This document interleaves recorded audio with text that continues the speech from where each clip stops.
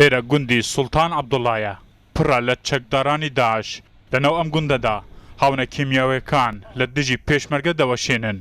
محەممەد ئەسعەد خۆشەوی یەکێک لە فەرماندەکانی پێشمەرگەی بارزان زیاتر لە 20 کیلومتر سنووری باشووری کوردستان لەگەڵ داعش دەپارێزێ باسی وردەکاریەکانی بەکارهێنانی چەکی کیمیاوی لەلایەن داعشەوە دەکات. ئەڤش جیشینۆ هەندێکەوەن بەێ بەسوەکی و ئەم ئەوی دیت یانمە چەند هاوێن هاو دەبن تقریبان 45 خلال 40 دقیقة وەکی کو ئەم هێفتیینێ ئەف بێ هەلێ فەرقن ئەو هەونێت کوشی دی هۆێتی فەرقن احتمال هەی مادەک تێدا بیت مادەکی کیمیایی مختبەریش مەینایی کەشفگیری بەس هێشتا جابا مختبەری نەهاتیەوە. هەرزوو تیمێکی ئەمریکی و فڕەنسی گەیشتنە بەرەکانی شەڕ لە نێزیکەوە هەندێک لە پێشمەرگەکان بینی کە لە بەرچەکی کیمیاوی کەوتن و بە گورەی راپۆرتی پزیشکی بەڕێژەی 3 بۆ 4 لە سەد لاشیان سوتاوە پێشمەرگەکان داوایان کرد دەم و چاویان دیار نەبێ.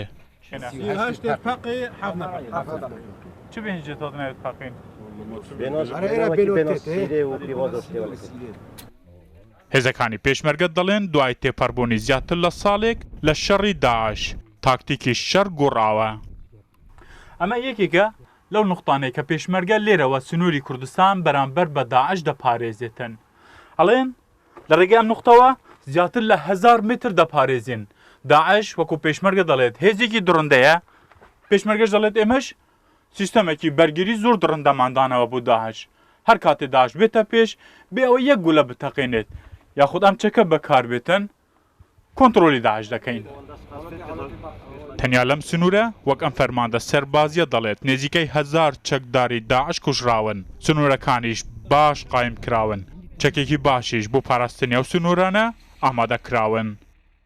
دووراتی نێوان هێزی پێشمەرگە و داعش لێرە ئەو شوێنەی من قسە لێ دەکەم تەنیا 1500 مترە واتە کیلومترێک و نیو لە گوندی نەسرەوە داعش هاوێن فڕێدەدا بەسەر پێشمەرگە. پێشمەرگەکان دەڵێن هاونەکانی ئەم جارەی داعش جێوازە ئەمە شوێنی هاونەکەیە بەڵام ئەم هاونە کە دەوروبەرەکەی دەبینن وەک پێشمەرگە دەڵێن مادەی کیمیاوی تایە. پێشمەرگە دەڵێن سەرباری ئەم هەموو شەڕێکە ئێرەمە دەکەین جەبهەکەی کوردستان لێرەوە لەسەر سنوور لەگەڵ داعش پارێزراوە داوا دەکەن جەبهەی سیاسی لە ناو هەرێمی کوردستان ئەویش پارێزراو بێت. هێفدار ئەحمەد ڕوودا و تل ڕیم ڕۆژ ئاوایی هەولێر.